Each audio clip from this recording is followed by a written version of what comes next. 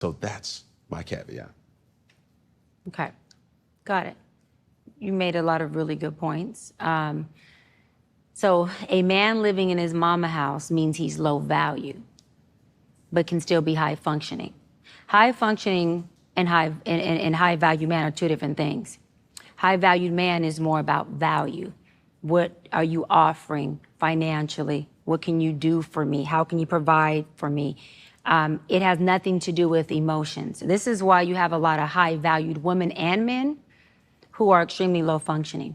It is statistically known that high valued women, not functioning, high value women, meaning powerhouse, makes money, elected official, doctor, lawyer, entrepreneur, whatever she does, she's just killing it. She does well. Educated, not educated, she just does her thing financially. She's high valued. Often end up with low functioning men. Why? And it's because she has high value, she doesn't have high function. Law of attraction, we attract who we are despite of who we think we are. So the man living in his mama's house that you described, right? Mm-hmm. That's based on society, that's a low value man. Reality, not that's society. Fine, you can say reality. I'm fine with that, yeah. Right. Value is not a functioning. High functioning is how you function. Not going to tolerate low functioning behavior that is abusive or disrespectful. That's if you two are being at your perfection. Welcome to our channel. In recent weeks, Dr. Cheyenne Bryant has been making waves on the internet, going viral after her podcast appearances with Nick Cannon and Cam Newton. These two gentlemen have a lot in common. They are both wealthy, single, and have multiple baby mamas. As Kevin Samuels once stormed the internet, encouraging men to achieve high-value status, it seems Dr. Bryant is on a mission to encourage both men and women to level up, but not just in terms of value, in terms of functioning. Now, before we dive too deep, let us get one thing straight. When we say functioning, we're not talking about how well your microwave works after your kid has tried to cook a Hot Pocket for 30 minutes. We are talking about how well people navigate life's challenges, responsibilities, and daily tasks. And trust me, trying to function after burning a Hot Pocket might just put you in the low functioning category, at least temporarily. What does high functioning really mean? So, what exactly does it mean to be high functioning? No, it does not mean you've figured out how to juggle a career, a family, and your Netflix binge-watching schedule flawlessly, although, if you have, please share your secrets. In psychological and social contexts, a high-functioning person is someone who can manage life's demands, even when circumstances are tough. For example, imagine you are having the worst day ever. You woke up late, spilled coffee on your shirt, and then got stuck in traffic.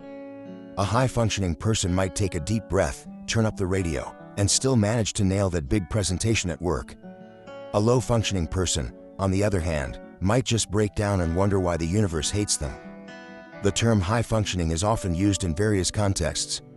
1. Neurodiversity. In the context of conditions like autism or ADHD, high-functioning refers to individuals who, despite their challenges, can live independently, communicate effectively, and generally navigate societal norms. It's like being able to perform a complex dance routine while juggling, even if occasionally you trip over your own feet. 2. Mental health. People dealing with mental health conditions such as depression or anxiety might be described as high-functioning if they manage to keep their jobs, maintain relationships, and avoid looking like they're falling apart, even if they feel like they are on the inside. It's like being a swan, calm and graceful above water but paddling furiously underneath. 3. Professional and personal life. In broader terms, someone who is high-functioning might just be really good at balancing work, life, and personal goals. Think of it as being the person who somehow has time to go to the gym, meal prep, and still remember everyone's birthdays. Dr. Bryant seems to be pushing this idea, encouraging people to strive for balance and success in all areas of their lives. But before we hand out gold stars, it's important to note that high functioning can be a bit misleading. Just because someone appears to have it all together doesn't mean they aren't struggling behind the scenes. It's like that friend who always looks amazing on Instagram, but in reality, they're just really good at using filters. The low-functioning label, fair or foul. On the flip side, we have the concept of a low-functioning person. This term typically refers to someone who struggles significantly with cognitive, social, or daily living tasks. It's like trying to bake a cake and forgetting to turn on the oven. No matter how hard you try, it just doesn't rise. Here's how this label is often defined. 1. cognitive impairments, low-functioning individuals may find it hard to learn, understand, and solve problems. It's as if life handed them a puzzle, but the pieces are missing, or worse, they're all from different puzzles.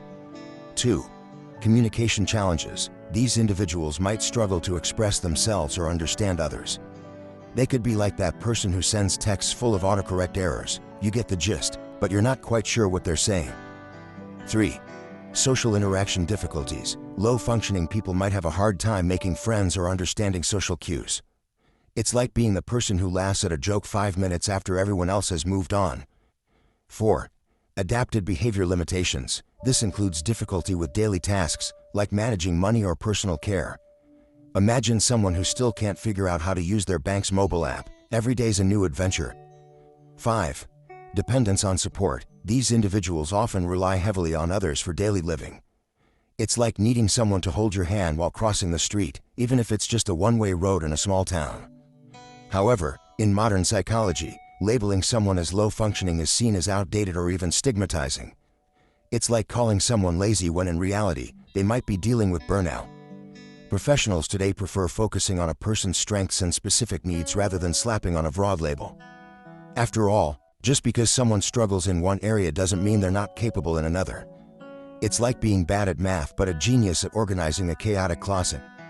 Is Dr. Cheyenne Bryant's crusade high-functioning or hypocritical? Dr. Cheyenne Bryant's campaign to encourage higher functioning in people, particularly in men, is stirring the pot. She's not just talking about picking up your socks and being on time for work, she's addressing deeper issues, like why some men are creating single-parent households. It's a noble cause, but there's a double standard at play that's hard to ignore. Dr. Bryant has pointed out that about 70% of women and 40% of men are low-functioning. Now, if you're doing the math, which I hope you are, or you might be slipping into the low-functioning category yourself, that's a pretty significant number. She's arguing that society has been too soft on women and too hard on men when it comes to functioning levels. To illustrate her point, she might as well call out some of today's cultural icons like Sexy Red and Sukihana, who some argue are normalizing low-functioning behavior. If Dr. Bryant is really serious about her campaign, shouldn't she also be willing to have a candid conversation with women like Eboni K. Williams, who promote single motherhood by choice? After all, if men are being condemned for creating single-parent households, shouldn't women who choose to do the same be held to the same standard? Imagine the showdown, Dr. Bryant and Eboni K. Williams face-to-face, discussing the merits and pitfalls of single motherhood. It's like watching two titans of daytime TV duking it out, but instead of chair throwing, it's all about throwing down some hard truths. Let's be real here, Nick Cannon and Cam Newton, despite their flaws, are at least present in their children's lives. You might say they're high-functioning in that department, even if they're low-functioning when it comes to birth control. But what about the seed donors who disappear into the night, leaving the mother to raise a child on her own? If society is quick to chastise men for their role in single-parent households, it's only fair that women who choose to go it alone should also be part of the conversation. It's like blaming the weatherman for the rain but forgetting to mention that you left your umbrella at home by choice. The double standards, high-functioning men versus low-functioning women. The core of Dr. Bryant's argument is about responsibility. She is challenging men to step up, be present, and take control of their lives. But the question remains, are women being given a free pass? The idea that men who father multiple children with different women are low-functioning is one that resonates with many. It is easy to see how a man who can't commit to a single partner or support his children might be seen as low-functioning. But what about the woman who chooses to become a single mother by design? Is she high-functioning for taking control of her reproductive choices, or low-functioning for intentionally creating a single-parent household? It's a complex issue, much like trying to fold a fitted sheet. No matter how you do it, someone's going to tell you you're doing it wrong. Dr. Bryant's crusade seems to focus more on men, perhaps because their failings are more visible or because society tends to be harsher on them.